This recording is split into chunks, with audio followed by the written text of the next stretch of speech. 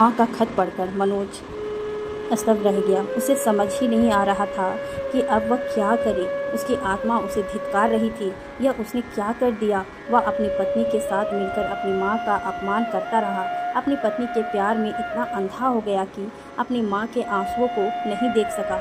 मोना भी अपनी सास का लेटर सुनकर घबरा गई। अब क्या होगा। घर का सारा काम उसे करना होगा। उसकी किट्टी पार्टी शॉपिंग का क्या होगा। अगर वह दिन भर घर के कामों में लगी रहेगी तो अपने लिए कब समय निकालेगी। उसने अपने मन भावों को दबाते हुए गुस्से में मुंह बनाकर कहा, देखा तुमने अपनी माँ की करतूत। समाज में हमारी इज्जत उछालने के लिए उन्होंने क्या किया। इस बुढ़िया को इतनी भी अकल नहीं है कि घर की इज्जत नहीं उछालनी चाहिए। अच्छा, मेरी माँ को घर की इज्जत की परवाह नहीं है तो तुम्हारी बुढ़िया माँ को अपने घर की इज्जत की कितनी परवाह है। दामाद के पैसे पर अपने शौक पूरा करती है और दामाद की माँ का अपमान करती है। आज के बाद अगर तुमने मेरी माँ के लिए अपशब्द का प्रयोग किया तो तुम्हें इस घर से बाहर निकाल दूंगा। और हाँ, आज के बाद मैं एक पैसा तुम्हारी अय्यासी के लिए नहीं दूंगा। अगर तुम्हें और तुम्हारी माँ को अय्यासियाँ ही करनी है तो खुद पैसा कमाओ। आज के बाद अगर इस घर में तुम्हारी माँ बहन आई तो मुझसे बुरा कोई नहीं होगा। मनोज ने गुस्से में दहाड़ते हुए कहा। मनोज का गुस्सा देखकर मोना की सिट्टी पिट्टी गुम हो गई। वह समझ गई इसके गुनाहों का घड़ा अब भर गया है। अगर इसे घर में रहना है तो उसे अपनी सास को ढूंढकर उनसे माफ़ी मांगनी होगी, वरना उसका वैवाहिक जीवन बर्बाद हो जाएगा। तभी मोना का फ़ोन बज उठा। फ़ोन उसकी माँ का था। मनोज ने मोना से फ़ोन लिया और ऑन करके स्पीकर पर डाल दिया। उधर से मोना की माँ की आवाज़ आई, मोना तुम जल्दी पार्लर आ जाओ, मैं और तुम्हारी बहन वहाँ पहुँच रहे हैं। आज मैं भी अपना पूरा ट्रीटमेंट कराऊंगी, पेमेंट तुम कर देना। अपनी सास की बात सुनकर मनोज ने व्यंग्यात्मक लहजों में जवाब दिया, सासू माँ, मैं पैसा अपने परिवार के लिए कमाता हूँ, आपके अय्यासियों के लिए नहीं। आज के बाद यहाँ फ़ोन करने की ज़रूरत नहीं है। अगर आपकी बेटी ने आप लोगों से कोई संबंध रखा तो मैं उसे हमेशा के लिए वहीं भेज दूँगा। यही कोई धमकी नहीं है, मैं ऐसा ही करूँगी। ईश्वर से प्रार्थना कीजिएगा कि मेरी माँ मिल जाए, वरना मैं आप और आपकी बेटी को क्या हाल करूँगा आप सोच भी नहीं सकती। इतना कहकर मनोज ने फ़ोन कट कर दिया।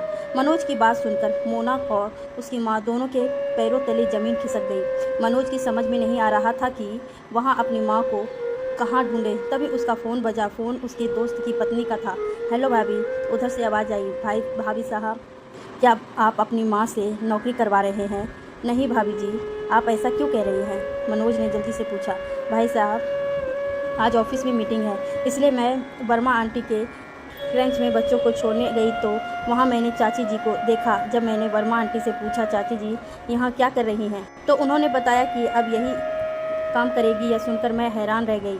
आप इतना अच्छा कमाते हैं तो आपकी माँ को नौकरी करने की क्या ज़रूरत पड़ गई? क्या मोना चाची जी के साथ अच्छा व्यवहार नहीं करती? कैसे ज़माना आ गया है, जिसके माता पिता हैं वह लोग उनको अपने साथ रखना नहीं चाहते, और जिनके पास नहीं है माता पिता के साथ के लिए तरसते हैं। मैं तो सोचती हूँ अगर मेरी सास होती तो मुझे बच्चों को क्रेंच में नहीं छोड़ना पड़ता। मैं फ़ोन रखती हूँ, मुझे चाची जी को वहाँ देखकर बुरा लगा, इसलिए मैंने कह दिया, वरना आपको घरेलू मामला है, आप जाने। इतना कहकर उन्होंने फ़ोन कट कर दिया। अपने दोस्त की पत्नी की बात सुनकर मनोज के चेहरे पर मुस्कान फैल गई, क्योंकि उसे अपनी माँ का पता चल चुका था। मनोज ने बच्चों से कहा, बच्चों मेरे साथ चलो, दादी का पता चल गया है। पापा, दादी कहाँ है? दोनों बच्चे ने खुश होकर एक साथ पूछा। वर्मा आंटी क्रेंच में, मनोज ने गंभीर लफ्जों में जवाब दिया। मनोज बच्चों को लेकर जाने लगा। तभी मोना ने कहा, मनोज मैं भी तुम्हारे साथ चलूँगी, मुझे भी माँ जी से माफ़ी मांगनी है। मनोज ने कोई जवाब नहीं दिया। वह बच्चों के साथ घर से बाहर निकल गया। मोना भी उसके साथ पीछे पीछे चल पड़ी। कॉलोनी की शुरुआत में ही वर्मा आंटी का घर था। थोड़ी देर में मनोज वहां पहुंच गया। मनोज को अपने सामने देखकर भी सावित्री जी ने अनदेखा कर दिया। मनोज ने आगे बढ़कर विनती करते हुए कहा, माँ मुझे माफ़ कर दो और घर चलिए। नहीं मनोज, अब मैं उस घर में वापस नहीं जाऊंगी जहां दिन रात मुझे अपमानित किया जाता है, मेरे स्वाभिमान को ठेस पहुंचाई जाती है। उस घर में मैं हरगिज़ नहीं जाऊंगी। तुमने मुझे समझ क्या रखा है? तुम और तुम्हारी पत्नी मेरा अपमान करते रहेंगे। तुम्हारी पत्नी मुझे अपशब्द कहेगी, तुम्हारी सास मुझे गवार कहेगी, उसके बाद तुम आकर मुझसे माफ़ी मांग लोगे और मैं तुम्हें माफ़ कर दूंगी। तुमने कैसे सोच लिया? मेरा भी स्वाभिमान है, मैं भी पढ़ी लिखी हूँ, लेकिन मैं तुम्हारी पढ़ी लिखी पत्नी की तरह किसी का अपमान नहीं करती। अब तुम यहाँ से जाओ, मैं तुम्हारे साथ नहीं चलूँगी। यही वर्मा भाभी जी के साथ क्रंच में काम करूँगी और स्वाभिमान से सर उठाकर रहूँगी। अब मुझे तुम्हारे उस महल में रहकर अपमानित होने का शौक नहीं है। सावित्री जी ने कठोर शब्दों में कहा। माँ जी, मुझे माफ़ कर दीजिए, अब मैं आपका अपमान नहीं करूँगी, घर चलिए। मोना ने विनती करते हुए कहा। नहीं बहू, अब यह नाटक करने की ज़रूरत नहीं है। अब मैं तुम्हारे घर में नौकरानी का काम नहीं करूँगी। घर के काम के लिए कोई दूसरी नौकरानी रख लो, मैंने बेकार करना छोड़ दिया है। सावित्री जी ने व्यंग्यात्मक मुस्कुराहट के साथ कहा। अपने सास के कठोर शब्दों को मोना कांप गई। वह बहुत डरी हुई थी। वह जानती थी अगर उसकी सास घर नहीं आई तो उसके पति उसको माफ़ नहीं करेंगे। उसने गिड़गिड़ाते हुए अपनी सास के पैर पकड़ लिए, लेकिन उन्होंने साफ शब्दों में कह दिया, बहू, इस समय मैं तुम्हें माफ़ करने नहीं कर सकती। आगे भविष्य में क्या होगा पता नहीं। तुम लोग जाओ, मैं तुम्हारे साथ नहीं चलूँगी। अपने अपमान का घाव मैं इतनी जल्दी नहीं भुला सकती। इतना कहकर सावित्री जी वहाँ से हट गई। मनोज और मोना का सर शर्म से झुक गया था। बाहर निकलकर मनोज ने मोना से सिर्फ इतना कहा, जब तक मेरी माँ तुम्हें माफ़ नहीं करेगी, मैं तुम्हें माफ़ नहीं करूँगा। अब माँ की माफ़ी पाने के लिए तुम क्या कर सकती हो यह तुम जानो। मनोज, मुझे अपनी गलती का एहसास है, मैं हार नहीं मानूंगी। तुम देखना, बहुत जल्दी माँ हमारे साथ हमारे घर होगी। मानो के स्वर में निराशा नहीं, आशा का समावेश था। वर्मा आंटी के घर से निकलकर मनोज ने गुस्से में अपनी पत्नी मोना को देखा और तेज आवाज़ में बोला, मोना, तुम मेरी बात कान खोलकर अच्छी तरह सुन लो। जब तक माँ तुम्हें माफ़ नहीं कर देती, तब तक मैं भी तुम्हें माफ़ नहीं करूँगा। पापा दादी का अपमान तो आप भी करते थे। जब मम्मी दादी को बुढ़िया गवार कहती थी तो आप भी मम्मी का साथ देते थे। मेरी टीचर कहती है कि गलती का साथ देने वाला भी गलत होता है। आपको भी दादी से माफ़ी मांगनी चाहिए, मनोज के बेटे ने धीरे से कहा। अपने बेटे की बात सुनकर मनोज का सर शर्म से झुक गया। फिर उसने उदास स्वर में जवाब दिया, तुम ठीक कह रहे हो बेटे, गलती तो मेरी है। जब बेटा होकर मैं उनका अपमान करता रहा तो तुम्हारी मम्मी ने भी वैसा ही किया। अगर मैंने तुम्हारी मम्मी को बुढ़ापा ना दिया होता, आज मेरी माँ मुझे छोड़कर कहीं नहीं जाती। इतना कहकर मनोज तेज कदमों से चलता हुआ अपने घर की ओर बढ़ गया। उसने घर का दरवाज़ा खोला और सीधे अपने कमरे में गया और अलमारी से अपना और मोना का सामान निकालने लगा। तब तक मोना और बच्चे भी वहाँ आ गए। मोना की हिम्मत नहीं हो रही थी कि वह मनोज से पूछ सके कि वह ऐसा क्यों कर रहा है। मोना ने अपनी बेटी को इशारा किया कि वह मनोज से पूछे कि वह अलमारी से सामान क्यों निकाल रहा है।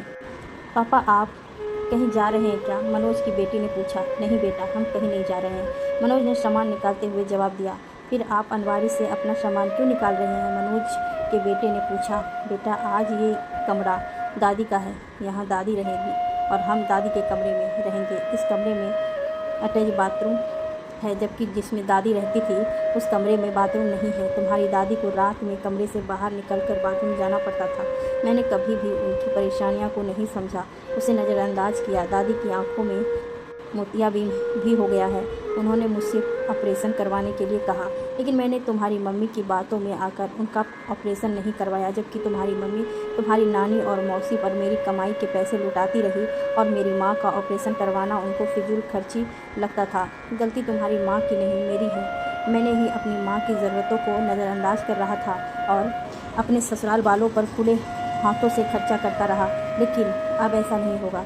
आज के बाद तुम्हारी मम्मी और नानी के अयाशियों के लिए मैं पैसा नहीं दूंगा।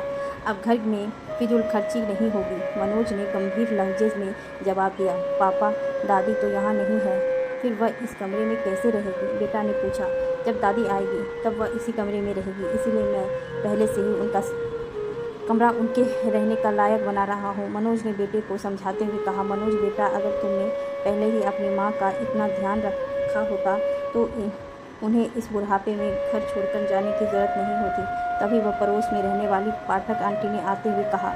आंटी जी, मैं मानता हूँ मुझसे बहुत बड़ी गुनाह हुआ है। मैंने अपनी माँ की इज्जत नहीं की, उन्होंने हमेशा नज़रअंदाज करता रहा, लेकिन अब मुझे मेरी गलती का एहसास हो गया है। मैं अपने पापों का प्रायश्चित करूँगा, माँ को मनाकर घर लेकर आऊँगा, मनोज ने दुखी मन से कहा। बेटा, क्या सावित्री बहन वापस आएगी? मानो उनको बहुत परेशानी किया है। एक बार तो सावित्री जी से खाने में नमक थोड़ा ज़्यादा हो गया था तो तुम्हारी पत्नी ने सावित्री बहन को धक्का दिया था। वह ज़मीन पर गिरने वाली थी, तभी मेरी बहू ने उन्हें संभाल लिया था। वह किसी काम से तुम्हारी पत्नी से मिलने आई थी। उस समय तुम्हारी सास और साली भी यही थी। उन्होंने भी तुम्हारी पत्नी को कुछ नहीं कहा, उल्टे सावित्री बहन को अपमानित करने लगी। जब मेरी बहू ने मोना को समझाने की कोशिश की वह अपनी सास का अपमान ना करे, तो मोना ने मेरी बहू को अपने घर से निकाल जाने के लिए कहा। उसके बाद से हम लोग तुम्हारे घर नहीं आते थे। आज सावित्री बहन के बारे में सुना तो तुमसे मिलने चली आई। वर्मा आंटी ने मोना को बेहूदगी का एक और खुलासा किया। वर्मा आंटी की बात सुनकर मनोज स्तब्ध रह गया, जबकि मोना ने चिल्लाकर वर्मा आंटी से कहा, आप मेरे पति को भड़काने की कोशिश ना कीजिए, मैंने ऐसा कुछ नहीं किया था। यह मेरे घर का मामला है, आप यहाँ से जाइए। ज़्यादा चिल्लाने की ज़रूरत नहीं है, पाठक आंटी यहाँ से नहीं जाएगी, तुम मेरे घर से निकल जाओ। झूठ आंटी जी नहीं, तुम बोल रही हो। अगर मैंने अपने पड़ोसियों की बात ही सुन ली थी तो तुम्हारी और तुम्हारी मम्मी की असलियत बहुत पहले ही सामने आ गई होती, तो आज मेरी माँ मुझे छोड़कर नहीं जाती। मनोज ने मोना को घूरते हुए गुस्से से कहा। मोना अच्छी तरह समझ गई थी कि उसकी असलियत मनोज के सामने आ गई है। अब चुप रहने में ही उसकी भलाई है, वरना अगर मनोज ने गुस्से में आकर उसे घर से निकाल दिया, क्या मनोज की माँ उस घर में वापस आएगी? जाने के लिए दीजिए तीसरे वीडियो में।